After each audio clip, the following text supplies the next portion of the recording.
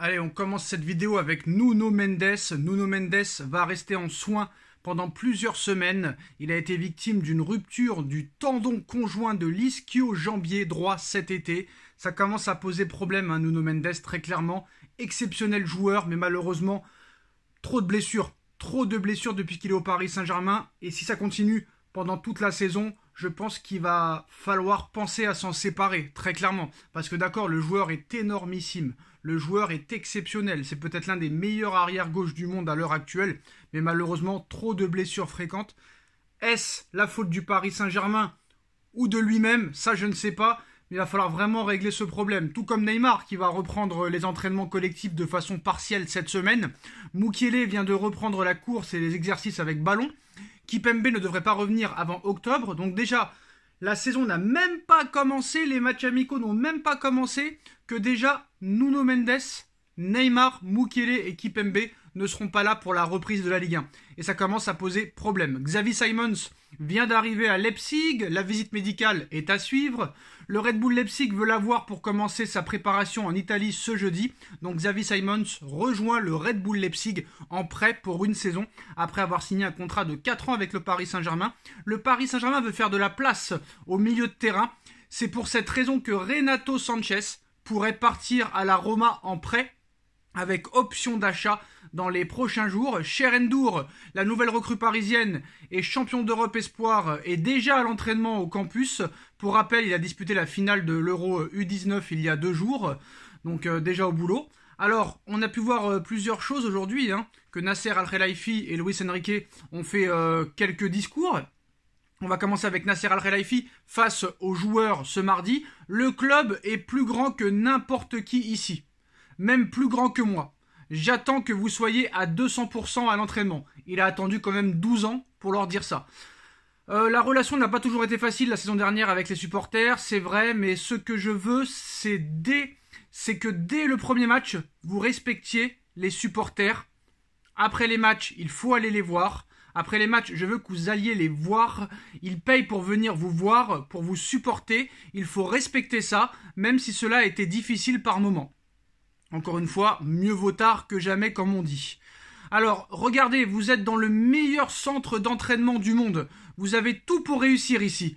Vous ne manquez de rien. Il n'y a aucune excuse. Il faut travailler dur, très dur. Je veux prendre du plaisir quand je vois mon équipe. Encore ça, il fallait le dire avant. Très clairement, il a mis quand même longtemps à s'exprimer. Donc Nasser Al-Khelaifi s'est exprimé auprès des joueurs cet après-midi.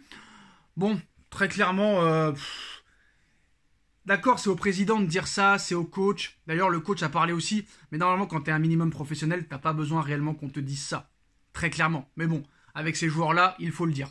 Alors, Luis Enrique, lui aussi, s'est exprimé auprès de ses joueurs en étant très très clair. Il est venu pour tout gagner. Pour gagner tous les trophées. Et également, il a averti à son groupe qu'aucun joueur ne serait titulaire indiscutable. Il a également averti que son groupe, que chacun devra gagner sa place de titulaire, très clairement. C'est sûr que voilà, Enrique va pas leur dire je suis venu ici pour ne rien gagner. Évidemment qu'il va dire ça. Comme Emery, comme Tuchel, comme Pochettino, comme Galtier, comme Laurent Blanc, comme Ancelotti l'avait dit auparavant. Très clairement, il va pas dire alors si on fait quart de finale en Coupe de France, si on joue le titre et si on va déjà en quart de finale de Ligue des Champions, c'est déjà pas mal. Bah non, c'est normal. Il annonce la couleur. Mais maintenant, le discours de Nasser Al-Khelaifi, voilà, très clairement, est-ce que c'est rentré vraiment dans la tête des joueurs? Les joueurs, ils font ce qu'ils veulent. Les joueurs, ils ont un contrat. Les joueurs, quoi qu'il en soit, qu'ils perdent ou qu'ils gagnent, ils auront leur salaire. Alors, à part les menacer très clairement de ne pas jouer et d'être sur le banc, très clairement, s'ils veulent être mauvais, ils seront mauvais. C'est ça, malheureusement, le problème au Paris Saint-Germain. Très clairement.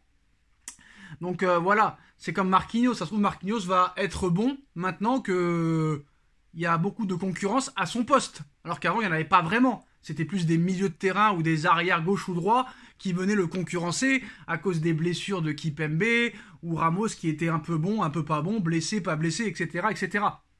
Donc voilà. Mais l'information principale de cette vidéo, les gars, les postos, c'est l'Atlético Madrid qui fait de Marco Verratti, sa priorité absolue. Contact établi entre l'Atlético Madrid et le Paris Saint-Germain pour Marco Verratti. Marco Verratti est dans le viseur de l'Atlético Madrid depuis plusieurs semaines. La presse espagnole indiquait même la semaine passée que le club madrilène était prêt à mettre des moyens très importants sur le transfert de Marco Verratti. Et aujourd'hui, l'équipe confirme cette piste très sérieuse ce mercredi et indique même que les deux directions sont entrées officiellement en contact. Aucune offre n'a pour le moment été présentée, mais l'Italien a plutôt répondu favorablement à l'intérêt des Colchoneros, lui qui a refusé une très belle proposition émanant d'Al Hilal en Arabie Saoudite. Rien n'est encore décidé pour lui, d'autant que le milieu de terrain de 30 ans est aussi dans le viseur de deux clubs anglais de première ligue dont l'identité n'a pas filtré.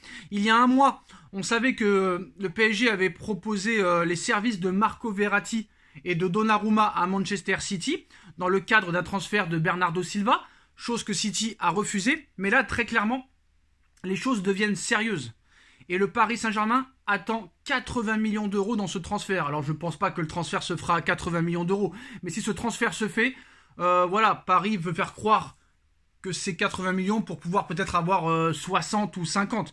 Mais en tout cas, si Paris arrive à vendre Marco Verratti 80, 70, 60 ou 50 millions avec les saisons dernières et la saison d'il y a 2 ans qu'il a fait, c'est vraiment le casse du siècle. Si à 30 ans, avec la saison que vient de faire Marco Verratti, 2022-2023 et 2021-2022, un mec qui ne fait jamais de Coupe du Monde, si tu arrives à le vendre 50, 60, 70 ou 80 millions, c'est du génie.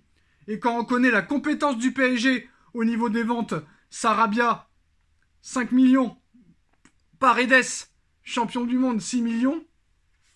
Marco Verratti qui ne fait même pas de Coupe du Monde, qui n'a jamais participé à un match de Coupe du Monde. Si tu arrives à le vendre déjà à 50, ce serait déjà un grand miracle. Alors 80, j'imagine même pas. Mais en tout cas, voilà. Ce serait très sérieux, c'est une piste très sérieuse. Après, est-ce que Marco Verratti, qui pourrait répondre favorablement à cette piste, tiendrait le rythme des entraînements, la discipline, l'autorité de Diego Simeone? Lui, ça rigole pas. Alors déjà qu'au PSG, c'était catastrophique, l'hygiène de vie, mais l'Atlético Madrid est entré en contact avec le PSG pour Marco Verratti. Aucune offre n'a encore été formulée. C'est une priorité pour le club. Paris en attend 80 millions d'euros. Je pense que c'est un faux prix pour en espérer peut-être 50, 60 ou au minimum 40. Je pense que Paris a raison de faire ça parce que les autres font pareil avec nous. Alors on parle aussi peut-être de Marco Verratti en échange de Joao Félix, même si ce qu'a dit Joao Félix aujourd'hui en disant qu'il rêvait de jouer pour le FC Barcelone pourrait refroidir les dirigeants parisiens, même si Jorge Mendes espère le mettre au PSG. Jorge Mendes espère mettre aussi Bernardo Silva au PSG. Donc voilà, c'est la grosse information du jour. Pour une fois, on ne parle pas de Kylian Mbappé, on parle de Marco Verratti qui pourrait rejoindre l'Atlético Madrid dans les prochaines semaines. La nouvelle philosophie du Paris Saint-Germain, c'est que Paris ne retiendra personne cet été. Que ce soit Mbappé, que ce soit Donnarumma, que ce soit Marco Verratti, Neymar, etc. Personne n'est intransférable d'après monsieur Nasser Al-Khelaifi. En tout cas, l'Atlético Madrid et le Paris Saint-Germain, contact établi pour Marco Verratti qui aurait pu répondre, qui pourrait répondre favorablement à ce transfert. Ce serait vraiment la fin d'une époque, très clairement. Messi qui s'en va, Ramos qui s'en va, Verratti qui s'en va, Neymar qui pourrait partir parce que Paris espère toujours vendre Neymar, Mbappé qui pourrait partir. Est-ce que c'est enfin le grand nettoyage? En tout cas, dites-nous en commentaire ce que vous en pensez. On like, on partage, on commente, on s'abonne et on se retrouve très vite pour une nouvelle vidéo. Tchuss.